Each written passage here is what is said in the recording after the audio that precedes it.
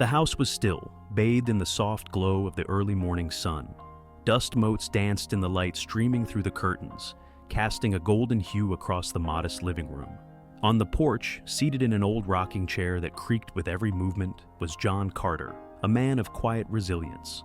His once robust frame, shaped by years of military service, now carried the weight of time and unseen scars. Beside him, lying obediently at his feet, was Max, a German shepherd with a graying muzzle and eyes filled with a wisdom that only came with age. Max wasn't just a dog. To anyone who looked closely, it was clear he was something more.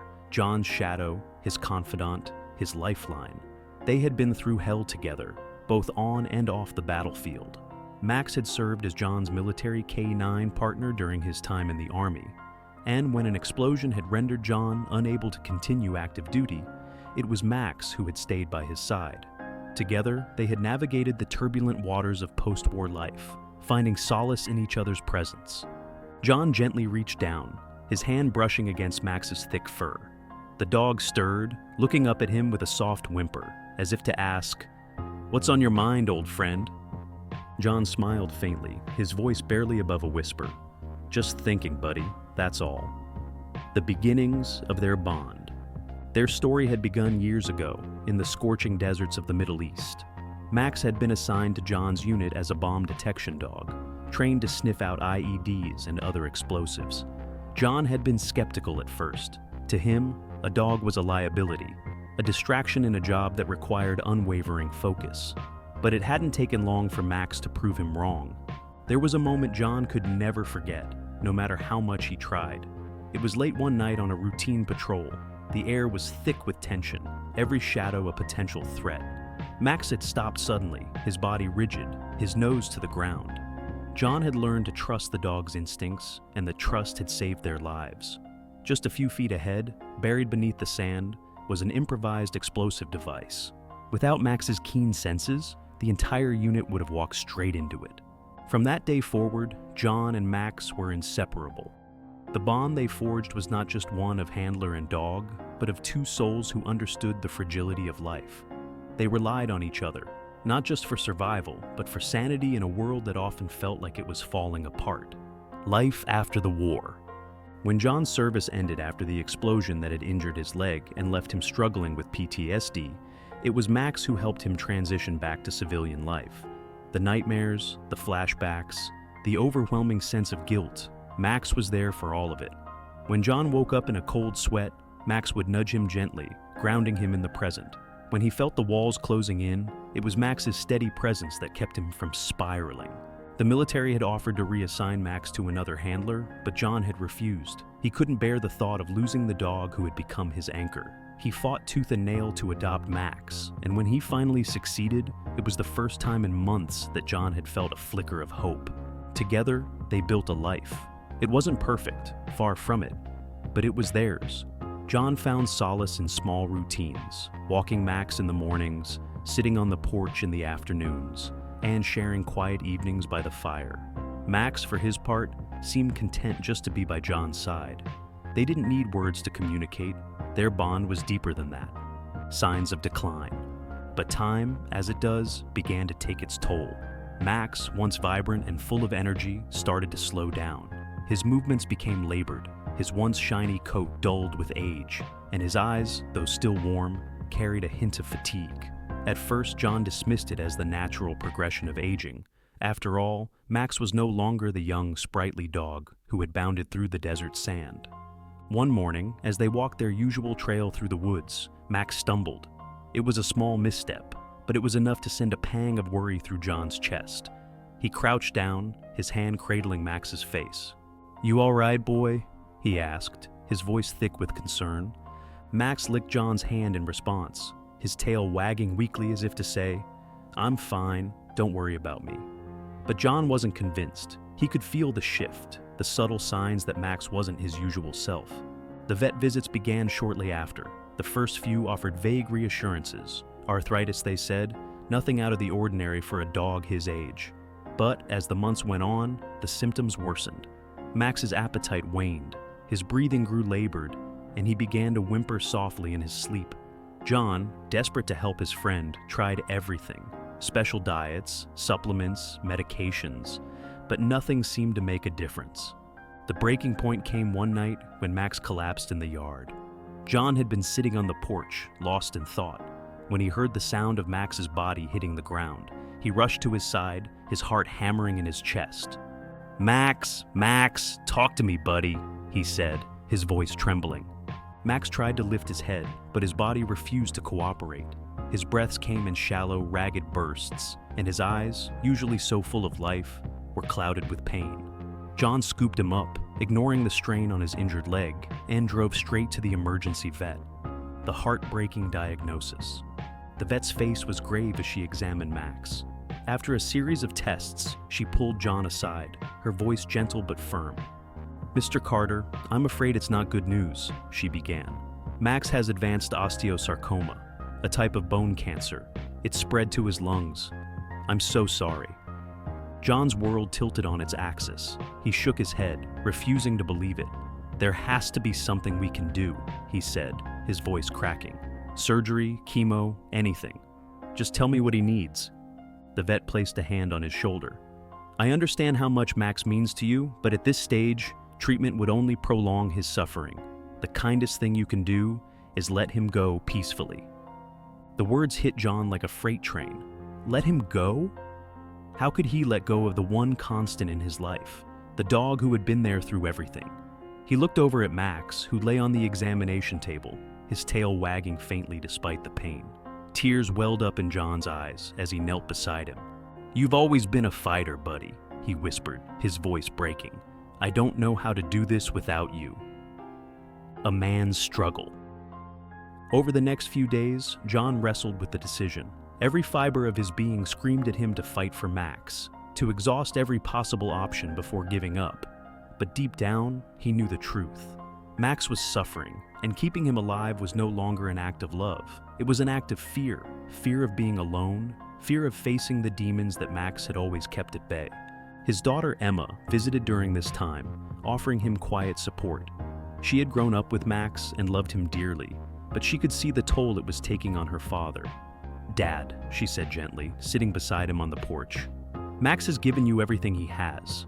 Maybe it's time to give him the peace he deserves." John turned away, his jaw clenched.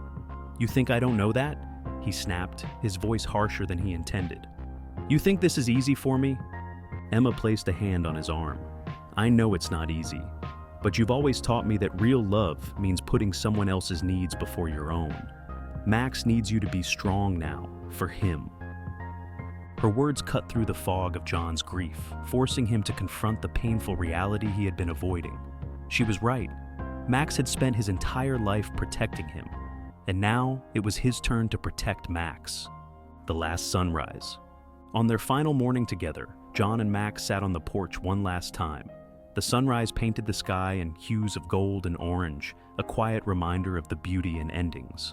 John stroked Max's fur, his voice low and steady as he recounted their memories. The patrols, the hikes, the quiet nights by the fire. "You've been the best damn friend I could have asked for," he said, his throat tightening. "Thank you for everything, Max." Max rested his head on John's lap, his eyes closing as if he understood. In that moment, there was no pain, no fear, only love. The house was quiet that morning, almost too quiet. John Carter sat on the edge of his bed, staring at the old military medal resting in his calloused hand.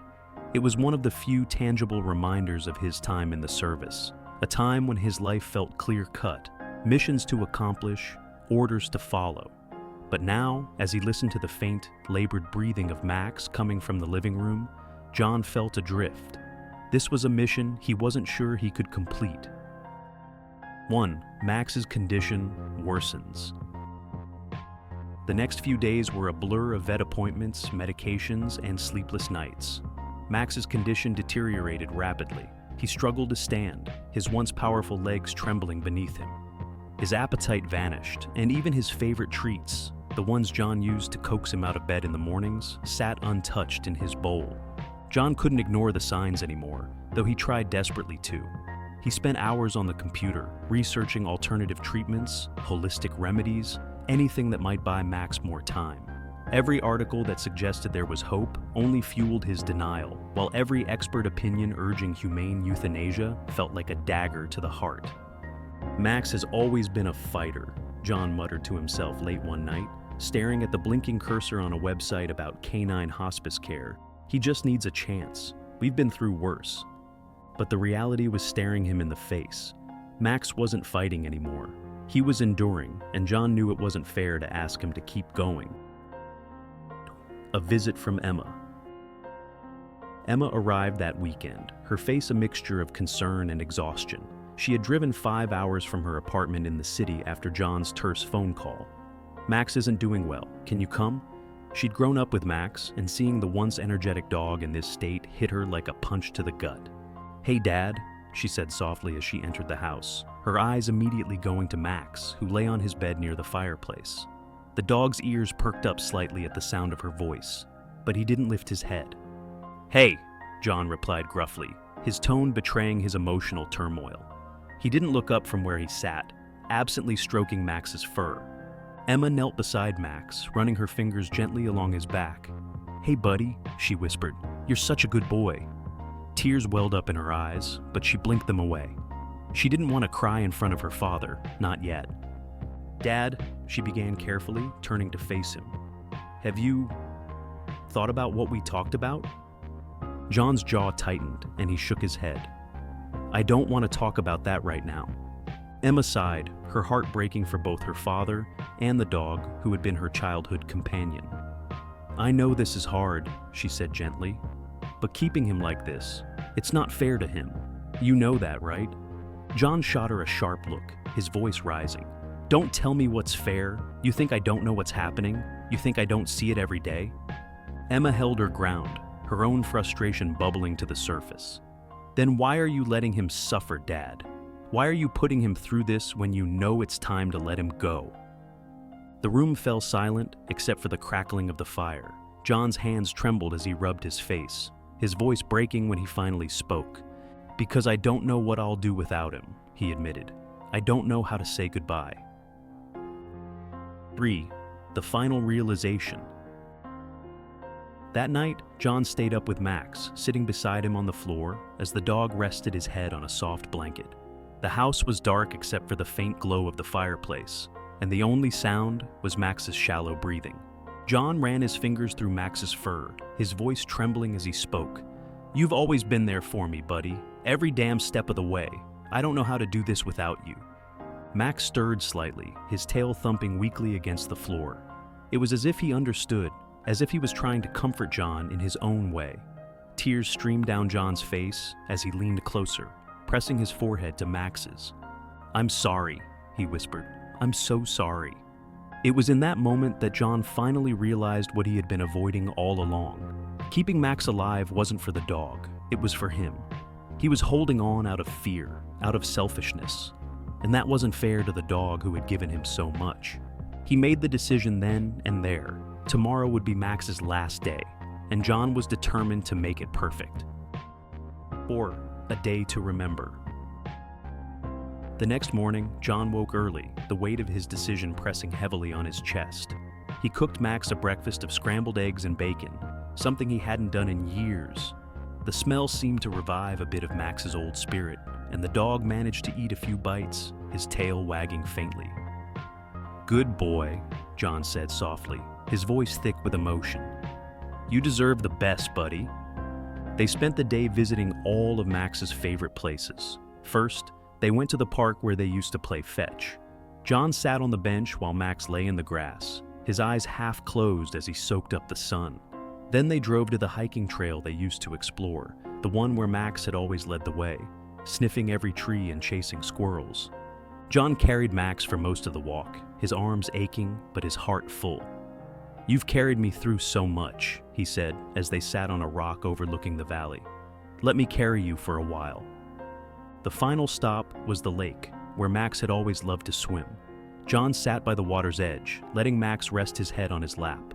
The sun was setting, casting a warm, golden light over the scene. It was peaceful, and for a brief moment, John felt a sense of calm wash over him. 5. The goodbye. That evening, John and Emma drove Max to the vet. The ride was quiet, the air heavy with unspoken words. Max lay in the back seat, his head resting on John's hand. At the clinic, the vet greeted them with a kind smile and a reassuring presence. She explained the process gently, giving John and Emma all the time they needed to say their goodbyes. John knelt beside Max, cradling the dog's face in his hands. "You've been the best damn friend I could ever ask for," he said, his voice breaking. "Thank you for everything." Max's eyes met his, filled with love and trust. It was as if he was saying, "It's okay. You've done enough." Emma placed a hand on her father's shoulder, tears streaming down her face. "We're doing the right thing, Dad," she said softly. The vet administered the injection, and within moments, Max was gone. The room was silent except for John's quiet sobs as he held Max one last time. The aftermath. The house felt unbearably empty without Max. John found himself waking up in the middle of the night, expecting to hear the familiar sound of paws on the floor. The grief was suffocating, a constant ache that wouldn't let go.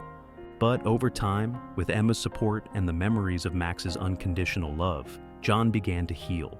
He started attending a veterans support group, where he found solace in sharing his story and connecting with others who understood his pain. The days following Max's passing were among the hardest John Carter had ever endured. The house felt unbearably quiet, the spaces Max had once occupied now hauntingly empty. The worn spot on the rug where Max loved to lie, the empty leash hanging by the door, and the faint traces of fur on the couch, all served as constant reminders of the void left behind. For a man who had endured the horrors of war and faced countless challenges, this loss felt insurmountable. But as the initial sting of grief began to dull, John realized that Max's absence didn't erase the love and bond they had shared. Instead, it became a testament to the life they had built together, a life defined by resilience, loyalty, and unwavering companionship. 1. Struggling to cope. For weeks, John found himself in a routine of avoidance. He avoided the park where they used to walk, the trails where Max would eagerly lead the way, and even the porch where they had spent countless mornings together.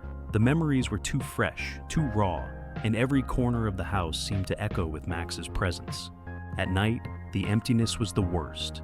Max had always been there, his steady breathing a source of comfort in the dark. Without him, John found himself waking up in the middle of the night, consumed by a restlessness he couldn't shake. The nightmares he had kept at bay for years started creeping back, and the familiar grip of PTSD tightened its hold on him. Emma, ever the watchful daughter, noticed the change. She started visiting more frequently, bringing groceries, cooking meals, and gently nudging her father to open up. "Dad, you can't keep doing this," she said one evening as they sat at the kitchen table. Her voice was soft, but there was a firmness behind her words. "Max wouldn't want you to stop living." John sighed, his gaze fixed on the untouched cup of coffee in front of him. "I know, Em, I know. It's just hard." "I know it is," Emma replied, reaching across the table to place a hand on his. "But you're not alone in this, and maybe it's time to find a way to honor Max, to celebrate everything he meant to you." 2. A step toward healing. Emma's words lingered with John long after she left that evening. He couldn't shake the idea that Max's memory deserved more than silence and sorrow. Slowly, he began taking small steps toward healing. One morning, John dusted off an old photo album that had been tucked away in a closet. Inside were pictures of Max from their time in the military, snapshots of their hikes, and candid moments at home. Each photo brought a mix of pain and joy, but as John flipped through the pages, he found himself smiling more than crying. Inspired by the memories, he decided to create a small memorial for Max in the backyard.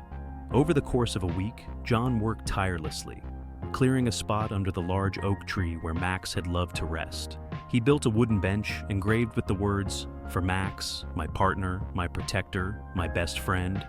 Beside it, he placed a small plaque with a photo of Max and a simple inscription, "Forever in our hearts."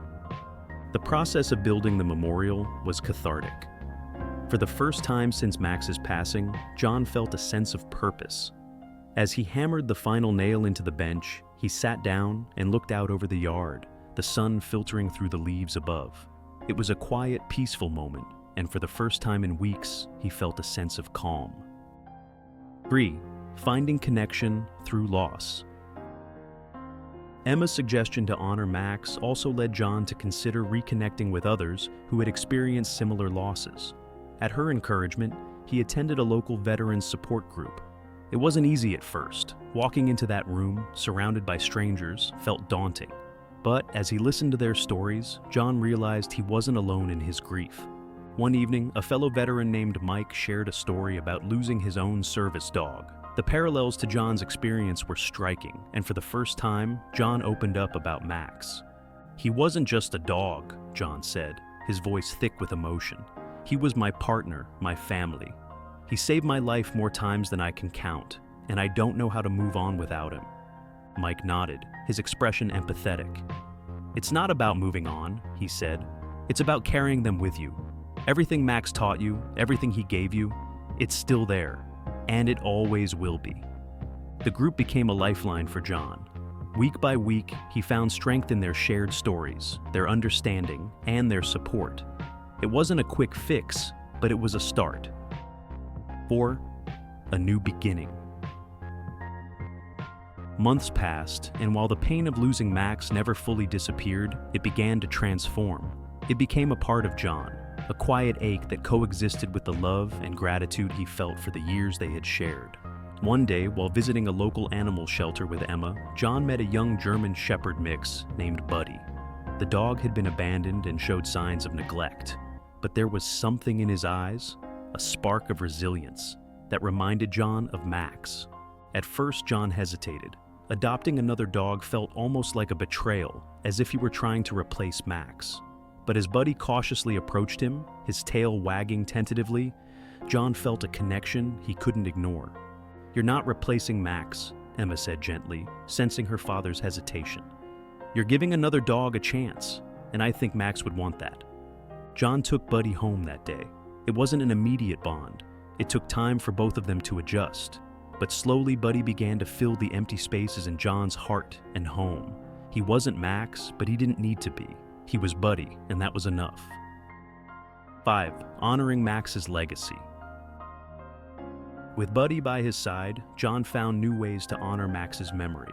He began volunteering at the animal shelter, helping other veterans connect with service dogs.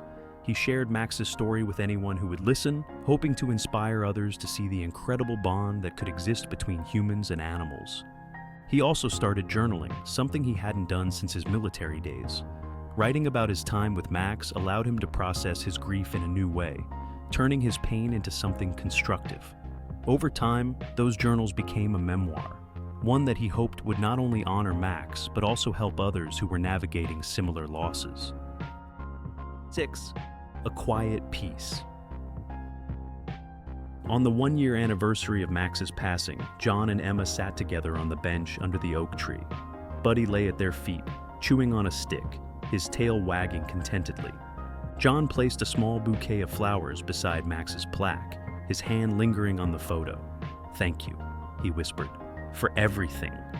As the sun dipped below the horizon, casting the yard in a warm, golden glow, John felt a sense of peace settle over him.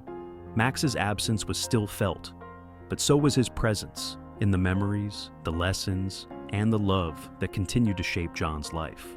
Buddy nudged John's hand, pulling him back to the present. John smiled, scratching behind the dog's ears.